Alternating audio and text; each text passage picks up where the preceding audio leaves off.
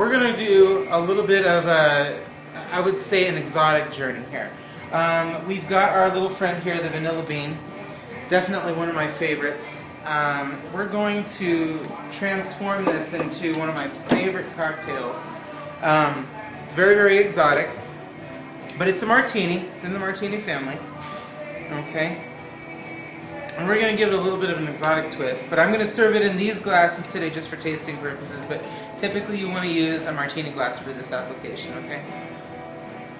First of all, you're going to want to start with splitting the vanilla bean in half again, okay?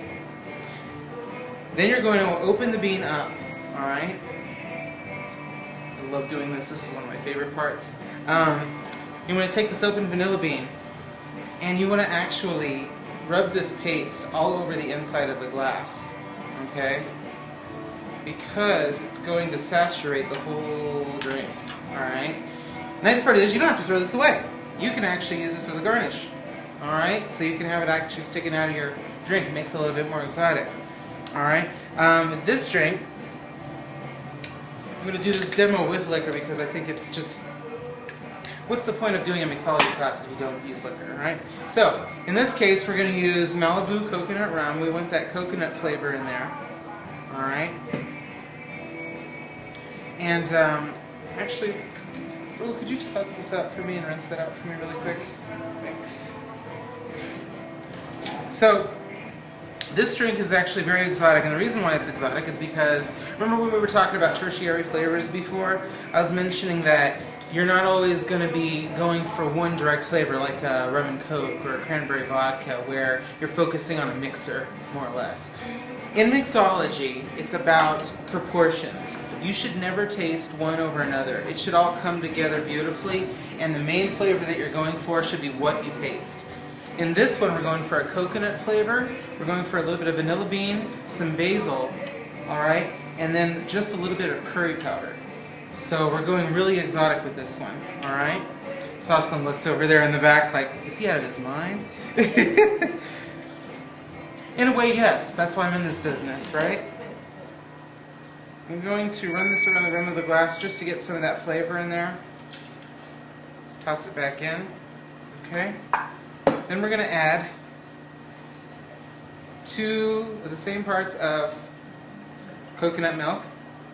Alright? Then we're going to add 1 ounce of, and by the way, this is the ounce side that I'm using. We're going to use this ginger and vanilla bean simple syrup. Alright, we're going to add 2 ounces of that. Okay. Then, as if it weren't enough, we're going to add a little bit of, you always have to have tea in these, so we're going to use coconut rooibos tea.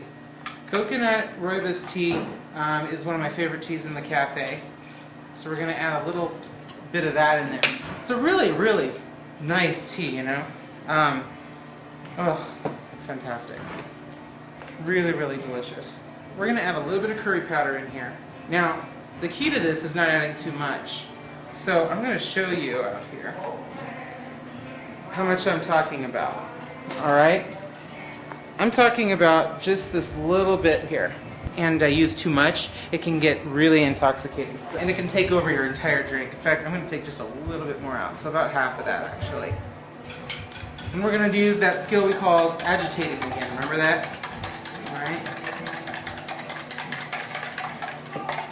Then I'm going to get a little bit of fresh basil. Now this is, again, this is Thai basil, okay? I'm going to twist it. Now, in this application, I don't want this to permeate the whole drink. So what we do, we are just going to twist it once and toss it in. That's just going to open it up in one place, so it's not a permeating taste in here, it's just helping to develop it. We're going to let that, what we call macerate, or almost a cold marination in the drink. We're going to let that do that just for a couple of seconds, just to get that in there. Okay? Then, we're going to add a little bit of lime juice to kick it up. Alright? Remember that technique I showed you earlier?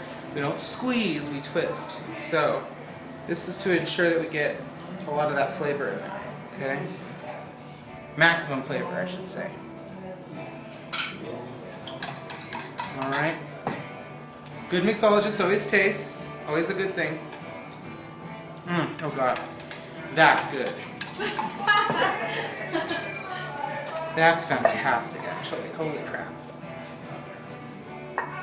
So, we're going to ice this down just a bit. Okay. Now, the coconut milk is the most important part of it. You don't want to use regular cream because it really doesn't have much flavor context in this drink, okay? And we're just going to strain this. Just giving everyone a taste of this.